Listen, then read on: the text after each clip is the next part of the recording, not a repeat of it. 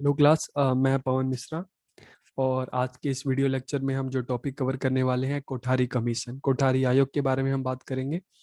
तो कोठारी आयोग की खासियत ये थी कि 1947 में भारत आज़ाद हुआ और आज़ादी के बाद भारत में कई आयोग बने। लेकिन कोठारी आयोग की जो खासियत थी कि एक ऐसा आयोग था जिसने प्री स्कूल से लेकर और यूनिवर्सिटी लेवल तक की सभी का उसने अध्ययन किया और सभी के बारे में अध्ययन करके अपना सुझाव दिया। तो इसने प्री स्कूल से लेकर और यूनिवर्सिटी लेवल तक की सभी अलग अलग स्तरों पर जो शिक्षा से संबंधित जो समस्याएं थी उसके क्या क्या समाधान हो सकते हैं उसका अध्ययन किया और उसके संबंध में अपना सुझाव दिया। तो इसलिए इसने भारत की जो हम संपूर्ण शिक्षा व्यवस्था है उसका जो अध्ययन किया, तो इसलिए हम इसको इंडियन एजुकेशन कमीशन भी कहते हैं। तो आज के वीडियो लेक्चर में हम कोठारी कमीशन की बात करेंगे कि ये कब बना, कैसे बना, इसको किसने बनाया और इसके बनाने का क्या क्या ऑब्जेक्टिव था, पर्पस था, और इसने अपने क्या क्या सजेशंस दिए और इसके जो सजेशन है आगे चल के उसका इंडियन एजुकेशन पर क्या उसका इम्पैक्ट पड़ा। तो इन सारी चीज़ों की बात हम इस वीडियो लेक्चर में करेंगे। तो थोड़ा सा वीडियो लेक्चर लंबा भी हो सकता है, लेकिन आप इसको समझने की कोशिश करना। तो और ये भी देखना कि इस जो कोठारी कमीशन ने जो जो सेशन दिए तो आज के समय में क्या वो हमारी एजुकेशन सिस्टम में इम्प्लीमेंट हुआ कि नहीं हुआ, तो वो भी जानने की कोशिश करना। तो हम शुरू करते हैं। सबसे पहले शुरू करने से पहले कोठारी आयोग ने एक बहुत ही महत्वपूर्ण बात बोली थी कि the destiny of India is being shaped in her classroom, कि भारत का भविष्य उसकी कक्षाओं में निर्मित हो रहा है। ऐसा कोठारी कमीशन का मानना था कि इस बात में काफी गहराई है कि हमारा जो भविष्य है हमारी कक्षाओं से होकर ही निर्मित होता है, बनता है।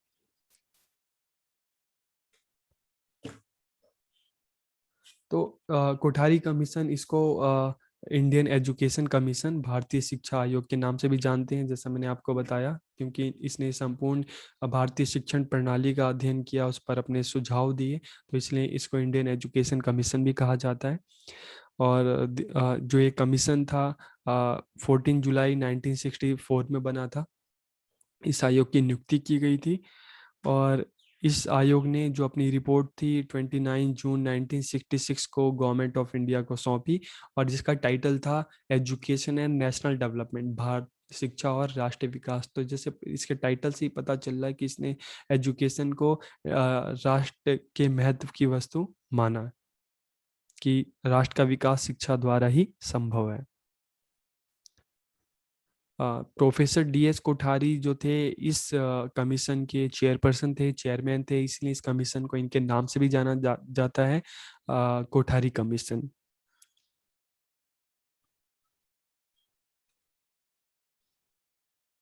और इस जैसे हमने बात की, इस कमीशन ने माना, इस आयोग ने माना कि जो शिक्षा है राष्ट्र के विकास में शिक्षा की भूमिका सबसे ज्यादा महत्वपूर्ण है, ऐसा इस कमीशन का मानना था और हमारा भी यही मानना है। अब टर्म्स ऑफ रेफरेंसेस की इस आयोग की जांच के क्या विषय थे। भारत सरकार ने इसको नियुक्त किया तो कुछ तो कारण होंगे ना नियुक्त करने के, तो इसके जांच के विषय क्या थे, क्यों नियुक्त किया गया, तो हम उसकी बात करते हैं कि वर्तमान भारतीय शिक्षा व्यवस्था का अध्ययन करने के लिए, कि उस टाइम की जो शिक्षा व्यवस्था थी, एजुकेशन सिस्टम था, उसके बारे में जानने के लिए क्या क्या समस्याएं हैं, उसका क्या क्या समाधान हो सकता है। तो इसके संबंध में इस आयोग का गठन किया गया। पूरे देश में शिक्षा के प्रशासन और संगठन का अध्ययन करना, कि उस टाइम पूरे देश में जो एजुकेशन का अलग अलग राज्यों में किस तरह का एडमिनिस्ट्रेशन है, किस तरह का ऑर्गेनाइजेशन है, तो इस चीज़ का पता लगाना। क्योंकि भारत आज़ाद हुआ, पुरानी शिक्षा व्यवस्था चल रही थी, अब समय के हिसाब से एजुकेशन में भी चेंज लाना था, बदलाव लाना था। तो बदलाव लाने के लिए ये पता होना चाहिए ना कि एजुकेशन सिस्टम कैसा है, वहाँ पे स्ट्रक्चर कैसा है अलग अलग जगहों पर, और प्रॉब्लम क्या है, सॉल्यूशन क्या हो सकता है। तो इसीलिए पूरे देश की शिक्षा प्रशासन का और संगठन का अध्ययन करना और पूरे देश में एक समान शिक्षा प्रणाली को बनाना, यूनिफॉर्म सिस्टम ऑफ एजुकेशन, की यूनिफॉर्म सिस्टम होना चाहिए, कि पूरे देश में जो एजुकेशन का जो स्ट्रक्चर एक जैसा होना चाहिए, और तो शिक्षा की जो प्रणाली एक समान एक जैसी होनी चाहिए। और to find out the way and the means for expansion and qualitative improvement of education, कि शिक्षा में जो क्वालिटेटिव इम्प्रूवमेंट है, गुणात्मक सुधार लाने के लिए किस तरह से लाया जा सकता है, इसके संबंध में भारत सरकार को सुझाव देना कि शिक्षा को और किस तरह से बेहतर बनाया जा सकता है। अब इस आयोग ने सजेशन अपने कौन कौन से सजेशंस दिए, किन किन विषयों पर दिए, तो हम एक एक पॉइंट्स को देखते हैं और उसके बाद हम उस पर हम बात करेंगे। तो एजुकेशन एंड नेशनल ऑब्जेक्टिव क्या होना चाहिए, इस संबंध में उसने अपने सजेशन दिए। एजुकेशनल स्ट्रक्चर स्टैंडर्ड कैसा होना चाहिए, टीचर्स का क्या स्टेटस है, उसको किस तरह से इम्प्रूव किया जा सकता है, टीचर एजुकेशन कैसा है उस समय, और इसमें भी क्या क्या बदलाव लाए जा सकते हैं, चेंजेस लाए जा सकते हैं। एनरोलमेंट एंड मैन पावर की इसने बात की कि किस तरह से विद्यालयों का एनरोलमेंट बढ़ाया जा सकता है और कंट्री में ह्यूमन रिसोर्स को बढ़ाया जा सकता है। कि इक्वलाइजेशन ऑफ एजुकेशन अपॉर्चुनिटी, शैक्षिक अवसरों की समानता किस तरह से हो सकती है। एक्सपेंशन ऑफ स्कूल एजुकेशन को किस तरह से उसका विस्तार किया जा सकता है। स्कूल करिकुलम, विद्यालय पाठचर्या में क्या क्या बदलाव लाए जा सकते हैं।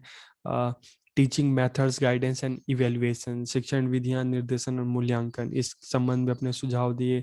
हायर एजुकेशन, उच्च शिक्षा के संबंध में अपने सुझाव दिए। और वुमेन एजुकेशन, स्त्री शिक्षा के बारे में आयोग ने अपने सुझाव दिए। अडल्ट एजुकेशन, वयस्क शिक्षा, science education, agriculture education, vocational, technical and engineering education, तो ये अलग अलग विषय थे जिस पर इस आयोग ने अपने सुझाव दिए। अब हम एक एक पॉइंट्स के बारे में हम बात करते हैं।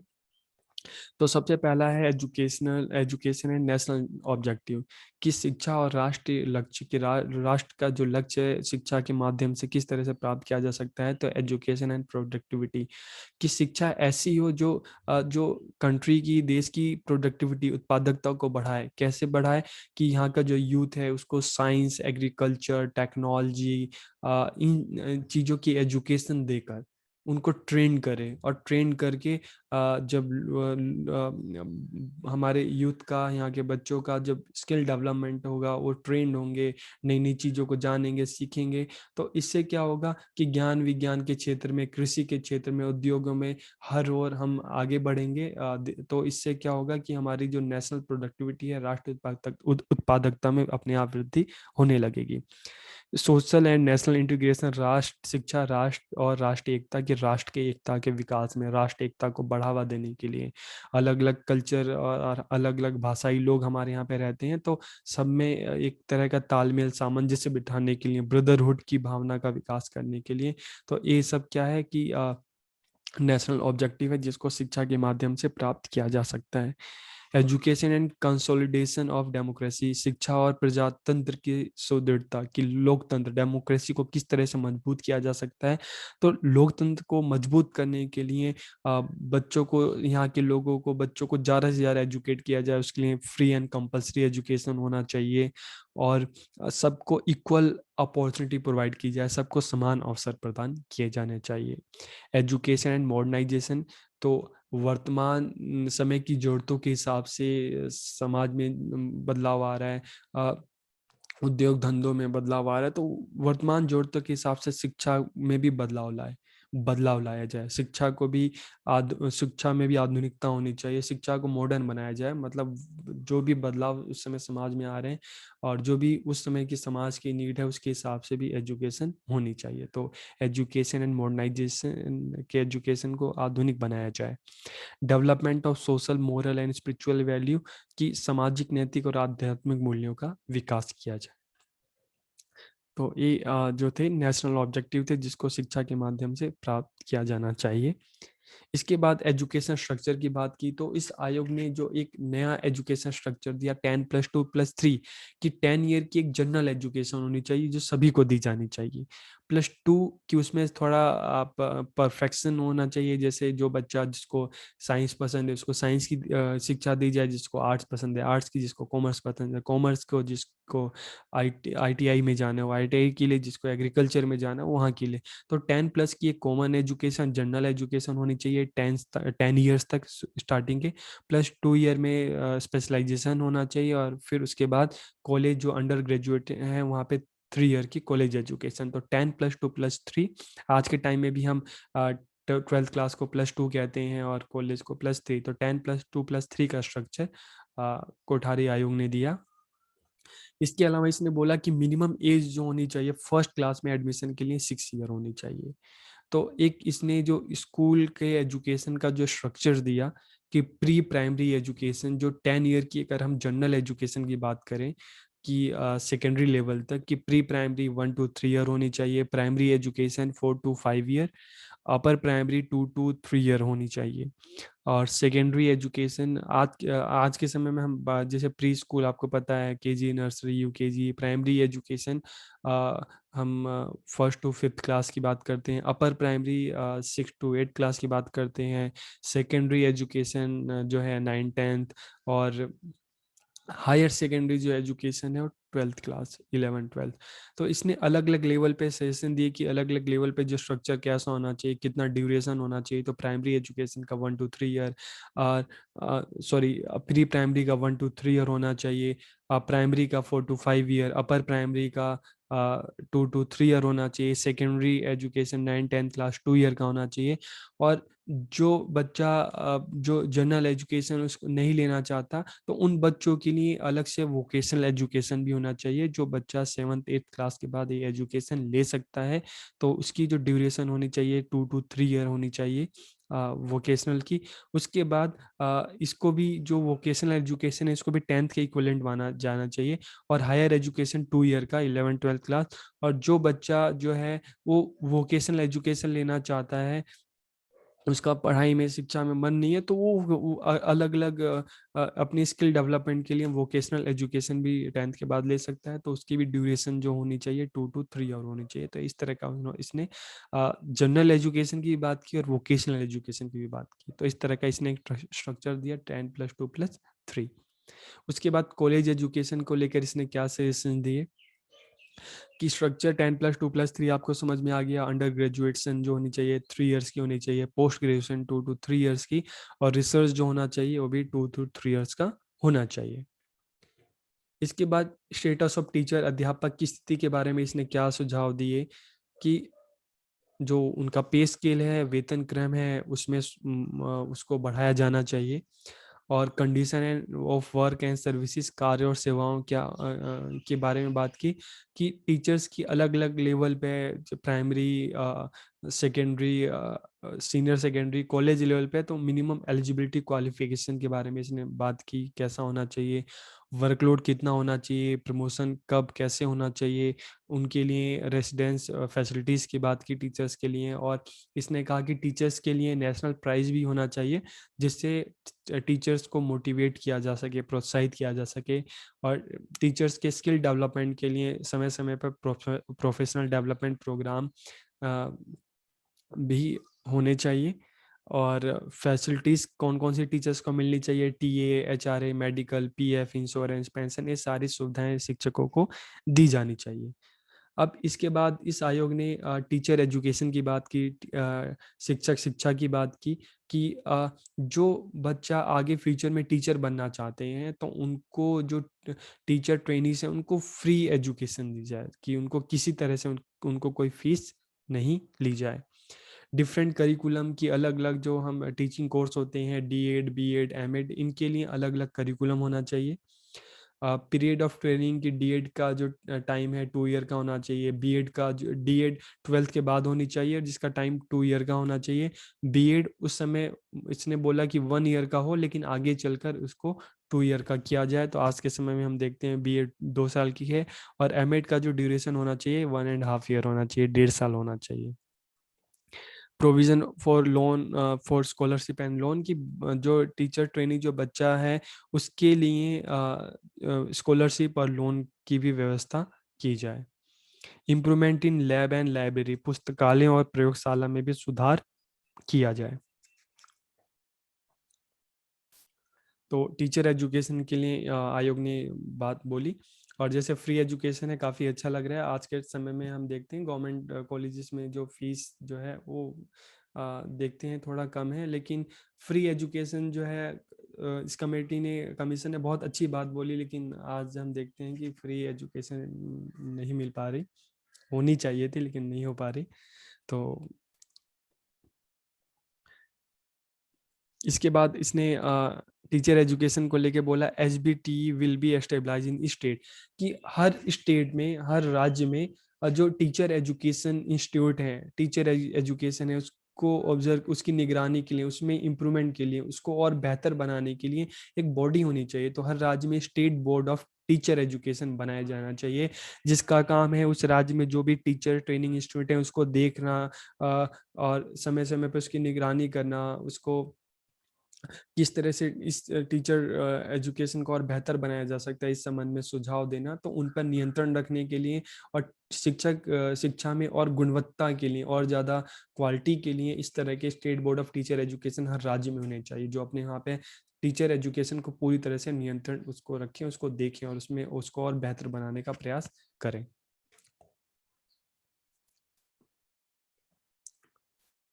आज जो हम देखते हैं एक जो सेंट्रल लेवल पे आज की डेट में national council for teacher education है, एनसीटी जिसको कहते हैं, तो इस तरह स्टेट पे भी इस तरह के बोर्ड होने चाहिए। School for teacher teaching practice, की जो टीचिंग प्रैक्टिस है वो सिर्फ एफिलिएटेड स्कूल में होने चाहिए, मान्यता प्राप्त स्कूल में ही जो टीचर पीपल टीचर हैं उनको मान्यता प्राप्त स्कूलों में ही उनको प्रशिक्षण दिया जाए। टीचर्स एलिजिबिलिटी, शिक्षकों की योग्यता, कि जो टीचर बनने के लिए अलग अलग स्तर पर क्या योग्यताएं होनी चाहिए, तो उसकी इन्होंने बात की कि primary, secondary, higher secondary, college level पर क्या क्या एलिजिबिलिटी होनी चाहिए। ट्रेनिंग फॉर अनट्रेन टीचर, कि जो उस समय जो टीचर ऑलरेडी स्कूल में पढ़ा रहे हैं, जो अभी ट्रेंड नहीं है, वो अनट्रेंड है, तो उनके लिए भी ट्रेनिंग की शॉर्ट टर्म कोर्सेज चलाए जाएं। तो इस तरह के कोर्सेज चलाए जाए तो उनको भी ट्रेंड किया जाए। अब student enrolment and man power, विद्यार्थी संख्या और जनबल की बात की कि किस तरह से विद्या शिक्षा एजुकेशन को सब तक पहुंचाया जाए और किस तरह से मैन पावर, ह्यूमन को ह्यूमन रिसोर्स बनाया जाए, मानव को मानव संसाधन बनाया जाए, ताकि राष्ट्र की उत्पादकता में वृद्धि हो, नेशनल प्रोडक्टिविटी में की दर बढ़े, देश आगे बढ़े। तो सबसे पहले इसने बात की कि free and compulsory education for all children for the initial 7 year, कि फर्स्ट से लेकर 7th क्लास तक, आरंभिक 7 वर्षों तक सभी बच्चों को फर्स्ट से लेकर 7th क्लास तक फ्री एंड कंपल्सरी एजुकेशन दी जाए। उसके बाद secondary and higher education only for deserving person, की इसने कमीशन ने बोला कि उस समय गवर्नमेंट के पास इतने पैसे नहीं है कि सभी के लिए सेकेंडरी एजुकेशन प्रोवाइड की जा सके, तो इसलिए जो बच्चा सेकेंडरी एजुकेशन लेना चाहता है, सिर्फ जो डिजर्विंग पर्सन है, जो टैलेंटेड बच्चे हैं, और जो बच्चा लेना चाहता है, पढ़ना चाहता है, आगे की तरफ जाना चाहता है, सेकेंडरी एजुकेशन लेना चाहता है, जो डिजर्विंग है, सिर्फ उन्हीं बच्चों को ये सेकेंडरी एजुकेशन दी जाए, सभी को नहीं, सिर्फ जो डिजर्विंग है, जो लेना चाहते हैं एजुकेशन, उन्हीं को दी जाए। Expansion of vocational, professional and technical education, की व्यवसायिक, तकनीकी और जीविका संबंधी शिक्षा का विकास। तो वोकेशनल एंड प्रोफेशनल एजुकेशन के लिए इन्होंने कहा कि 7 ईयर के एजुकेशन के बाद जो बच्चा है उसका अगर पढ़ने में मन नहीं लगे तो उसके लिए कुछ वोकेशनल शॉर्ट टर्म कोर्सेज चलाए जाएं, ताकि बच्चा उन कोर्स को करके अपना जीविकापार्जन कर सके। इसके अलावा सेकेंडरी लेवल पे कम से कम कुछ नहीं तो जितना बच्चा सेकेंडरी लेवल पे जाता है उसमें से 20% बच्चों को वोकेशनल एजुकेशन प्रोवाइड की जाए, और वही बच्चा जब हायर सेकेंडरी में जाए, 11th-12th में जाए, तो ये जो 20% से बच्चों की संख्या, 50% बच्चों को कम से कम उनको वोकेशनल एजुकेशन प्रदान की जाए, ताकि बच्चा जब स्कूल से बाहर निकले तो इस काबिल हो कि अपना खुद से कमा कर खा सके। तो वोकेशनल एजुकेशन पे इस आयोग ने बहुत फोकस किया, कि इसका मानना था कि अभी कंट्री में इतनी रिसोर्स नहीं है, संसाधन नहीं है, तो इसलिए और बहुत बार होता है कि बच्चों का आगे चल के मन भी नहीं होता पढ़ने का, बहुत सारे बच्चे होते हैं, तो इन बच्चों के लिए इस तरह से वोकेशनल एजुकेशन उनको दी जाए, ताकि वो फ्यूचर में आत्मनिर्भर बन सकें। Abolition of abolition of illiteracy, निरक्षरता का उन्मूलन, कि जो अनपढ़ता है, जो निरक्षरता है, उसको हटाया जाए। तो उसके लिए फ्री एंड कंपलसरी एजुकेशन की बात की, प्लस अडल्ट एजुकेशन प्रोग्राम कि जो वयस्क हैं, जो 15 साल से ऊपर के लोग हैं, उनके लिए भी प्रोग्राम चलाया जाए, उनको भी एजुकेट किया जाए। तो ये बात कोठारी कमीशन ने बोली। उसके बाद इक्वलाइजेशन ऑफ एजुकेशनल अपॉर्चुनिटी, शैक्षिक अवसरों की समानता के लिए क्या क्या किया जाए। तो फ्री एजुकेशन, सभी को फ्री एंड कंपलसरी एजुकेशन दी जाए। प्रोविजन फॉर स्कॉलरशिप कि जो बच्चे इकोनॉमिकली वीकर सेक्शन से आते हैं उनके लिए छात्रवृत्तियों की स्कॉलरशिप का अरेंज किया जाए। बच्चों को जो इनिशियल स्टेज में प्राइमरी और अपर प्राइमरी तक उनको जो फ्री टेक्स्ट बुक दी जाए, स्टेशनरी दी जाए, उनसे किसी तरह का कोई पैसा ना लिया जाए। तो free education, free means fees के साथ साथ उनको जो टेक्स्ट बुक, स्टेशनरी है, वो सारी चीज़ें बच्चों को फ्री दी जाए। और इसके अलावा जो टैलेंटेड बच्चे हैं, जो वीकर सेक्शन से आते हैं, उनके लिए स्कॉलरशिप भी उनको दी जाए। Girls should be also given equal educational opportunity like boy, कि लड़कियों को भी लड़कों के समान की तरह समान अवसर प्रदान किया जाए। और mobile school should be set up for education of tribal people, कि मोबाइल स्कूल भी जो दूर दराज के जो ट्राइबल एरिया हैं वहाँ पे मोबाइल स्कूल चलाए जाने चाहिए। अब एक है कि मोबाइल स्कूल क्या होते हैं। मोबाइल स्कूल आपने देखा होगा, एक वैन होती है, तो चलता है स्कूल, तो उस वैन में ही एक क्लास की तरह उसका स्ट्रक्चर है। वहाँ पे उसमें जो भी एक क्लास में बोर्ड होता है, स्क्रीन होता है, तो इस तरह की जो उसको हम चलता फिरता स्कूल कहते हैं। कि एक वैन में, जैसे आपने चलता फिरता घर देखा होगा कि फॉरेनर कंट्री में होता है, बाहर के देशों में होता है, कि सब एक बड़ी वैन होती है, वैन या ट्रक आप कह सकते हैं इस तरह का।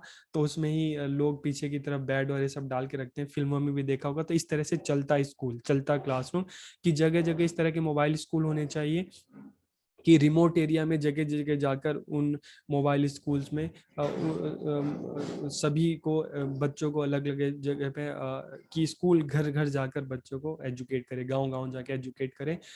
तो इस तरह के मोबाइल स्कूल भी होने चाहिए, ताकि ट्राइबल एरिया में भी बच्चों को वहाँ पे एजुकेट किया जा सके, और उन मोबाइल स्कूल में सारी फैसिलिटीज होनी चाहिए। तो आपको मोबाइल स्कूल का एक कंसेप्ट समझ में आ गया होगा।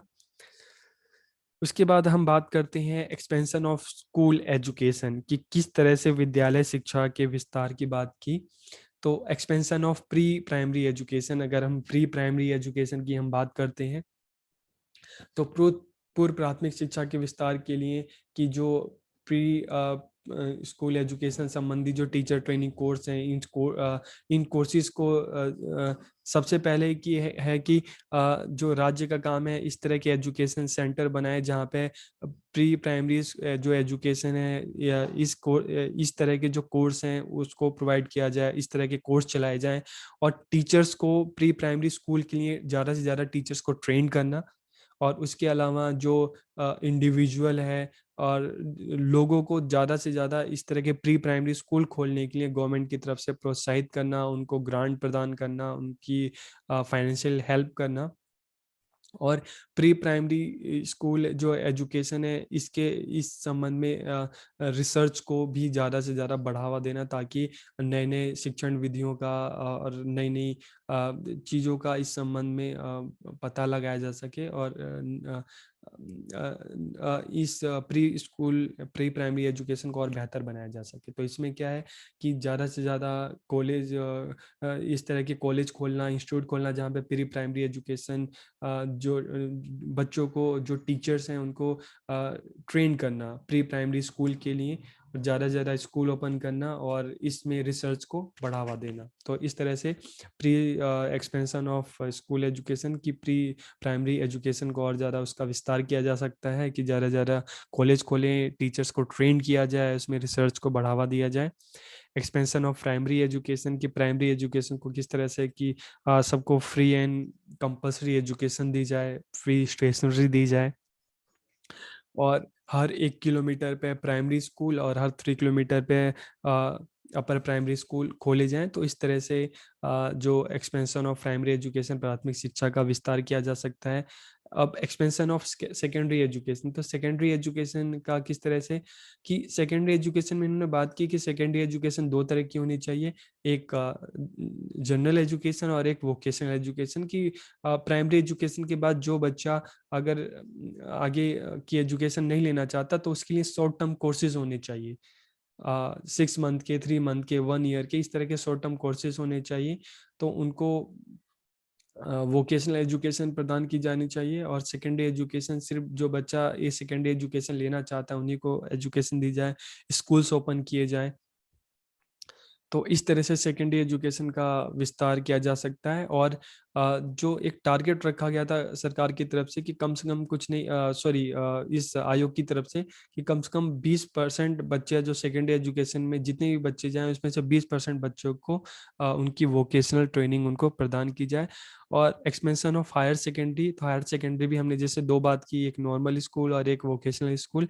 तो हायर सेकेंडरी लेवल पे भी जो बच्चा अगर आगे किसी वोकेशन में जाना चाहता है, उसका स्कूल अपना, अब स्कूल एजुकेशन मतलब आगे पढ़ाई में मन नहीं है, तो इसके लिए भी हायर सेकेंडरी लेवल पे उसके लिए जो वोकेशनल कोर्सेज चलाए जाएं और एजुकेशन का, शिक्षा का वोकेशनलाइजेशन किया जाए, शिक्षा का व्यवसायीकरण किया जाए कि बच्चों को जनरल एजुकेशन के साथ साथ वोकेशनल एजुकेशन भी उनको दी जाए। तो जो हायर सेकेंडरी स्कूल्स हैं उसको ओपन करना, उसमें बच्चों का एनरोलमेंट है, और हायर सेकेंडरी या सेकेंडरी एजुकेशन, इसको वोकेशनल और नॉर्मल दो पार्ट्स में इसको बांटना। जिन बच्चों को नॉर्मल एजुकेशन लेनी है उनको नॉर्मल, और जिनको वोकेशनल एजुकेशन लेनी है उनको वोकेशनल एजुकेशन।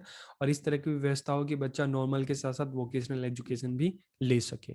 तो इस तरह से स्कूल एजुकेशन का एक्सपेंशन, विस्तार की बात इन्होंने कही। इसके बाद स्कूल करिकुलम कैसा होना चाहिए कि विद्यालय का जो पाठ्यक्रम है, तो इन्होंने अलग अलग स्तर पर बात की कि लोअर प्राइमरी स्टेज पर किस तरह का विद्यालय का पाठ्यक्रम होना चाहिए, कि उनको एक भाषा सिखाया जाए बच्चों को, उनकी जो प्राइमरी, उनकी जो मदर टंग है या जो रीजनल लैंग्वेज है उसमें बच्चों को वो भाषा बच्चों को प्राइमरी लेवल पर सिखाई जानी चाहिए। उसके अलावा गणित बात करते हैं, हम मैथ की बात करते हैं, एनवायरमेंट स्टडी की बात करते हैं, वर्क एक्सपीरियंस की बात करते हैं, हेल्थ एजुकेशन, ये चीज़ें बच्चों को सिखाई जानी चाहिए लोअर प्राइमरी लेवल पे। लोअर प्राइमरी और प्राइमरी लेवल पे ये चीज़ें बच्चों को सिखाई जानी चाहिए। हायर प्राइमरी लेवल पे बच्चों को कम से कम दो भाषाएं सिखाई जाए, रीजनल लैंग्वेज या मदर टंग प्लस इंग्लिश। इसके अलावा जो सब्जेक्ट हैं जनरल, जैसे हमने बात की कि math, science, general science, physical education, work experience, ये चीज़ें बच्चों को, वैल्यू एजुकेशन, ये चीज़ें बच्चों को सिखाई जाए। और लोअर सेकेंडरी की अगर हम बात करते हैं, तो लोअर सेकेंडरी की इसमें कम से कम लोअर सेकेंडरी की जो क्लास इन्होंने बताई, 8 to 10th क्लास, तो लोअर सेकेंडरी में कम से कम कुछ नहीं तो 3 भाषाएं होनी चाहिए, कि एक मदर टंग मातृभाषा, दूसरी हिंदी या इंग्लिश, और तीसरी कोई आधुनिक भारतीय भाषा या सांस्कृतिक भाषा हो सकती है। इसके अलावा बच्चों को साइंस और social science, moral values, work experience, physical education, इस तरह की शिक्षा दी जाए। हायर सेकेंडरी लेवल पे अगर उच्चतर माध्यमिक की बात करते हैं, तो उच्चतर माध्यमिक में इन्होंने बोला कि कम से कम 2 भाषाएं होनी चाहिए। बाकी अलग अलग फील्ड पे है कि जो बच्चा कॉमर्स है, साइंस है, आर्ट और बात करते हैं आर्ट्स है, तो इसके लिए अलग अलग जो सब्जेक्ट थे कि 2 भाषा बच्चों को लेनी है, और इसके अलावा कम से कम 3 विषय और सब्जेक्ट बच्चा ले सकता है। तो चाहे साइंस के सब्जेक्ट हो गए, चाहे आर्ट्स के, चाहे कॉमर्स के, तो इसलिए इन्होंने अलग अलग तरह पर इसने जो कोठारी आयोग ने था अलग अलग लेवल पे कि लोअर प्राइमरी पर किस तरह का जो करिकुलम होना चाहिए, क्या क्या बच्चों को पढ़ाया जाना चाहिए, हायर प्राइमरी पर, लोअर सेकेंडरी पर, हायर सेकेंडरी स्टेज पर क्या क्या होना चाहिए, तो इसने अलग अलग लेवल पे किस तरह का करिकुलम हो इससे संबंध में अपने सुझाव दिए। फिर 3 लैंग्वेज फॉर्मूला इसने दिया।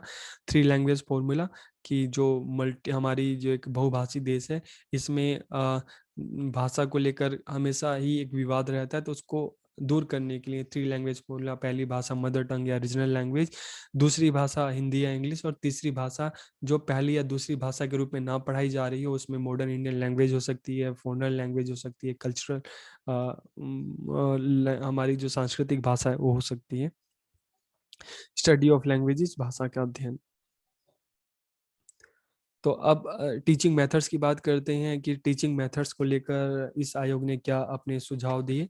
तो टीचिंग मेथड्स को लेकर जो इसने सुझाव दिए कि जो शिक्षण विधियों में सुधार किया जाना चाहिए, टीचिंग मेथड्स में इम्प्रूवमेंट लाना चाहिए, और जो रोट मेथड है पुरानी विधियों, उसकी जगह पे जो फ्लेक्सिबल मेथड्स होने चाहिए,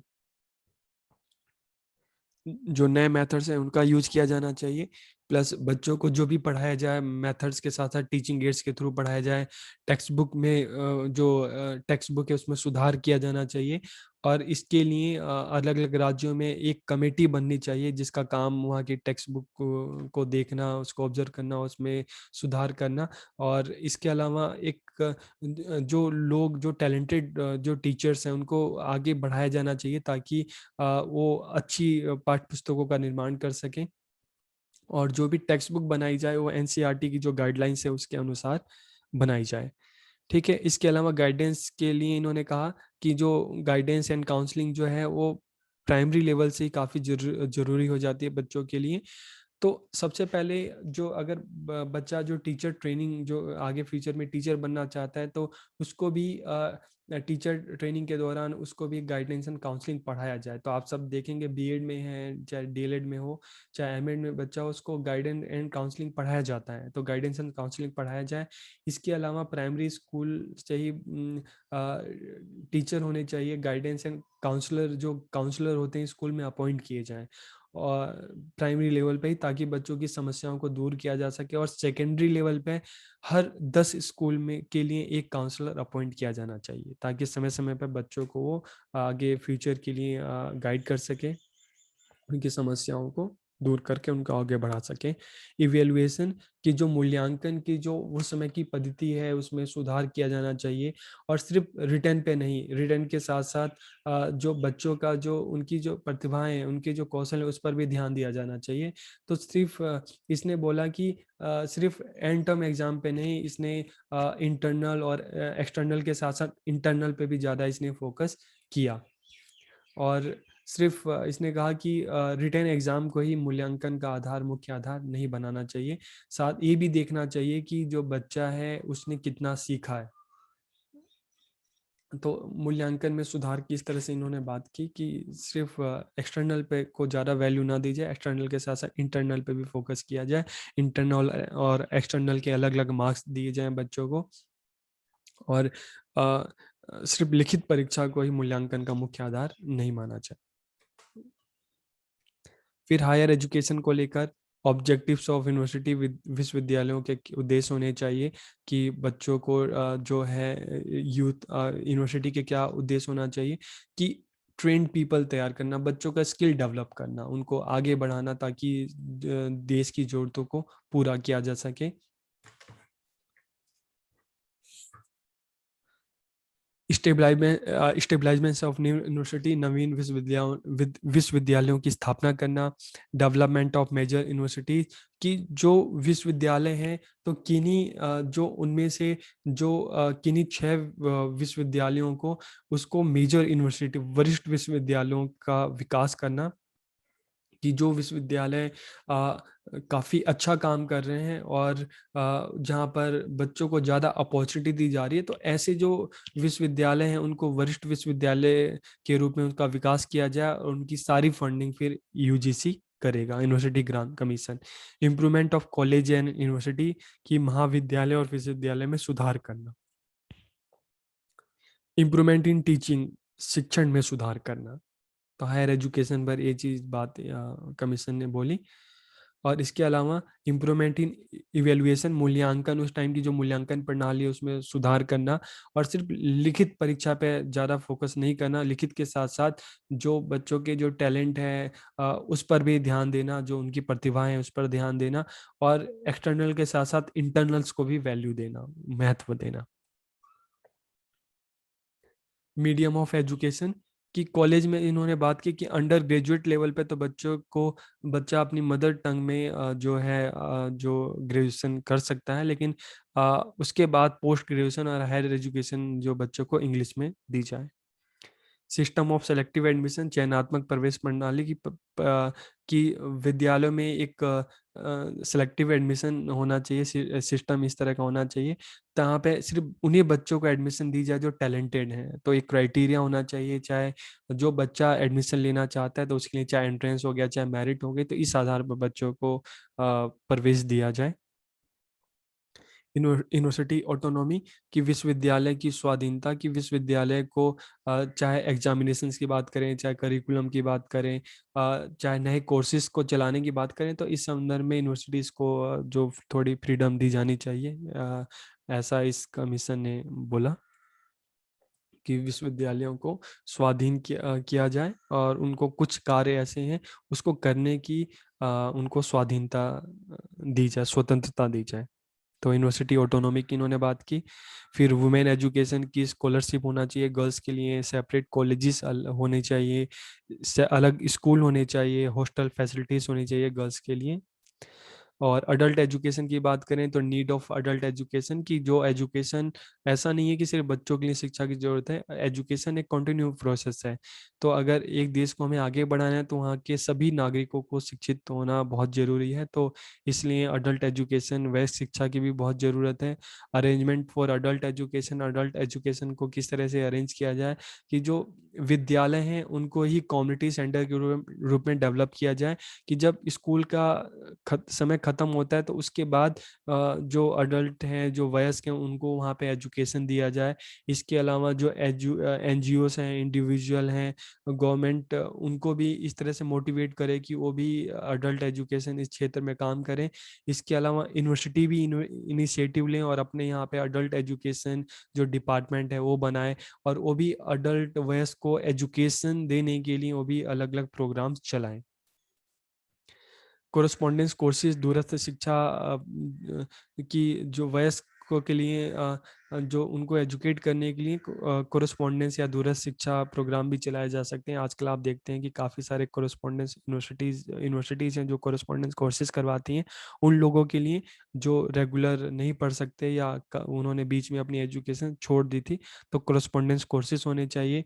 role of university in adult education की, वयस्कों को शिक्षा प्रदान करने के लिए विश्वविद्यालय भी अपनी जिम्मेदारी का निर्वहन करे और अपने यहाँ पे भी इस तरह के प्रोग्राम चलाएं अडल्ट एजुकेशन से संबंधित, ताकि ज़्यादा से ज़्यादा संख्या में जो वयस्क हैं उनको शिक्षित किया जा सके। Eradication of illiteracy with in 20 years, कि अगले 20 वर्षों में जो हम निरक्षरता है उसका उन्मूलन करना, पुस्तकालय बनाना, लाइब्रेरीज बनाना ज़्यादा से ज़्यादा, क्योंकि जितनी लाइब्रेरीज बनेंगी, अगर कम्युनिटी में हम देखते हैं जगह जगह इस तरह की पब्लिक लाइब्रेरीज बनेंगी तो लोगों की पढ़ने की आदतों का विकास होगा। फिर साइंस एजुकेशन की कमीशन ने साइंस की एजुकेशन को काफ़ी इम्पोर्टेंस माना, कि एजुकेशन ने माना it is related to the development of the country, कि साइंस एजुकेशन का संबंध राष्ट्र के विकास से है। Increase the number of science student, विज्ञान के विद्यार्थियों की संख्या में वृद्धि करना। स्टेबलाइजमेंट ऑफ साइंस लेबोरेटरीज, की विद्यालय, महाविद्यालय, विश्वविद्यालय में, कॉलेज, यूनिवर्सिटी, स्कूल में साइंस की प्रयोगशालाएं की बनाना, निर्माण करना। Training of teachers for improvement in science education, की जो ऑलरेडी जो टीचर्स हैं स्कूल में, कॉलेज में हैं, उनको भी समय समय पर ट्रेनिंग दी जाए ताकि साइंस एजुकेशन में इम्प्रूवमेंट लाया जा सके। Establishment of higher learning centres for science education, की विज्ञान शिक्षा के लिए उच्च अध्ययन केंद्रों की स्थापना की जाए। एग्रीकल्चर एजुकेशन, कृषि शिक्षा, कि at least one agriculture university should be stabilise in state, कि हर राज्य में एक कृषि शिक्षा से संबंधित विश्वविद्यालय होने चाहिए। Agriculture universities should have a good system of research programme, कि कृषि विश्वविद्यालयों में अनुसंधान कार्यक्रम की उत्तम व्यवस्था हो और सिर्फ थ्योरेटिकल के साथ साथ प्रैक्टिकल नॉलेज पे भी, ज्ञान पर भी ज़्यादा फोकस किया जाए। और establishment of training centres for teacher of agriculture education, की कृषि शिक्षा के अध्यापकों के लिए भी प्रशिक्षण केंद्रों की व्यवस्था की जाए। इसके अलावा जो पुराने कृषि महाविद्यालय हैं, कॉलेजेस हैं, उन्हें सुचारू रूप से संचालित करना, और जो स्कूल एजुकेशन है उसमें भी जो कृषि जो है, कृषि शिक्षा जो है एक अभिन्न अंग होना चाहिए। वहाँ पे भी बच्चों को कृषि की शिक्षा दी जानी चाहिए विद्यालयों में भी। और जो ग्रामीण क्षेत्रों में पॉलिटेक्निक जो संस्थान है वहाँ पे भी एग्रीकल्चर एजुकेशन की व्यवस्था की जानी चाहिए। Vocational technical and engineering education की complete vocational education courses at school level की विद्यालय स्तर पर भी इस तरह के जो बच्चों को वोकेशनल एजुकेशन दी जानी चाहिए। जैसे हमने बात की कि सेकेंडरी लेवल पे कम से कम 20% बच्चों को वोकेशनल एजुकेशन दी जाए और हायर सेकेंडरी पर 50% बच्चों को एक टारगेट होना चाहिए। और इसके अलावा short term courses, long term courses भी चलाए जाने चाहिए बच्चों के लिए। जिन बच्चों का पढ़ाई में मन नहीं है उनके लिए वोकेशनल कोर्सेज चलाए जाने चाहिए। Extension of training facilities in industrial training institute, औद्योगिक प्रशिक्षण संस्थानों में प्रशिक्षण की सुविधाओं का विस्तार करना। Establishment of new polytechnics in industrial area, की नवीन पॉलिटेक्निकों की औद्योगिक क्षेत्र में स्थापना करना, ताकि बच्चा थ्योरेटिकल के साथ साथ प्रैक्टिकल नॉलेज भी ले सके और जब वहाँ से निकले तो उसको रोजगार भी आराम से मिल सके। Various vocational training programme for student finishing school education, कि जो बच्चा अपनी स्कूल एजुकेशन को कंप्लीट करता है उसके लिए शॉर्ट टर्म, लॉन्ग टर्म, इस तरह के अलग अलग वोकेशनल प्रोग्राम उसको होने चाहिए। Provision of education related to agro-based industry in polytechnics operating in rural area, कि ग्रामीण क्षेत्रों में चलने वाले पॉलिटेक्निकों में कृषि आधारित उद्योगों से संबंधित भी शिक्षा की व्यवस्था की जाए। इम्प्रूवमेंट इन इंजीनियरिंग कॉलेज, की इंजीनियरिंग के लिए ने बोला कि इंजीनियरिंग के जो कॉलेज है उसमें सुधार किया जाए। Changes in the curriculum of engineering education as per the current requirement, कि इंजीनियरिंग शिक्षा के पाठ्यक्रम में वर्तमान आवश्यकता के अनुसार बदलाव लाए जाने चाहिए। प्रॉपर ट्रेनिंग फॉर स्टूडेंट, कि विद्यार्थियों के लिए प्रशिक्षण की उचित व्यवस्था हो। तो ये हमने कोठारी कमीशन के जो उनके अलग अलग जो सजेशन थे, रिकमेंडेशन थे, उसकी हमने बात की। अब इसका भारतीय शिक्षा पे क्या प्रभाव पड़ा हम उसकी बात करते हैं। न्यू पैटर्न ऑफ एजुकेशन, 10+2+ शिक्षा का एक नवीन ढांचा आया जिसमें 10 ईयर की जनरल एजुकेशन, 2 ईयर का आ, जो हायर सेकेंडरी और 3 ईयर का under graduate. Emphasis on vocational education, व्यावसायिक शिक्षा पे जोर दिया गया जैसे हमने बात की। रिफॉर्म इन टीचर स्टेटस, शिक्षक की स्थिति में सुधार की बात की गई। टीचर ट्रेनिंग, शिक्षक प्रशिक्षण की बात की गई। एम्फेसिस ऑन साइंस एजुकेशन, विज्ञान शिक्षा पर जोर दिया गया। एम्फेसिस ऑन अडल्ट एजुकेशन, पोस्ट वेस्ट शिक्षा पर जोर दिया गया। रिफॉर्म इन करिकुलम, पाठचर्या में सुधार किया गया। एम्फेसिस ऑन वुमेन एजुकेशन, महिला शिक्षा पर जोर दिया गया। डेवलपमेंट ऑफ ट्राइलिंगुअल फॉर्मूला, त्रिभाषा सूत्र का विकास किया गया। रिफॉर्म इन हायर एजुकेशन, उच्च शिक्षा में सुधार किया गया। रिफॉर्म इन टेक्स्ट बुक, पाठ्य पुस्तकों में सुधार की बात की गई। स्टूडेंट वेलफेयर सर्विस, विद्यार्थी कल्याण सेवाओं की बात की गई। इम्प्रूवमेंट इन इवेल्युएशन सिस्टम, मूल्यांकन प्रणाली में सुधार की बात की गई। हेल्पफुल इन मेकिंग एनपी, कि उसके बाद जो नई शिक्षा नीति 1986 जो बनी, न्यू एजुकेशन पॉलिसी, उसको बनाने में भी अ, इसका काफ़ी योगदान है। और उसमें भी नई शिक्षा नीति में भी इसकी जो काफ़ी सिफारिशों को अपनाया गया। तो आज की इस वीडियो लेक्चर में हमने कोठारी आयोग की बात की, उसकी उसने क्या क्या सजेशन दी और उसका आगे इंडियन एजुकेशन पे क्या इम्पैक्ट पड़ा। तो आज के इस वीडियो लेक्चर में हमने पढ़ा। आप सबका बहुत बहुत धन्यवाद।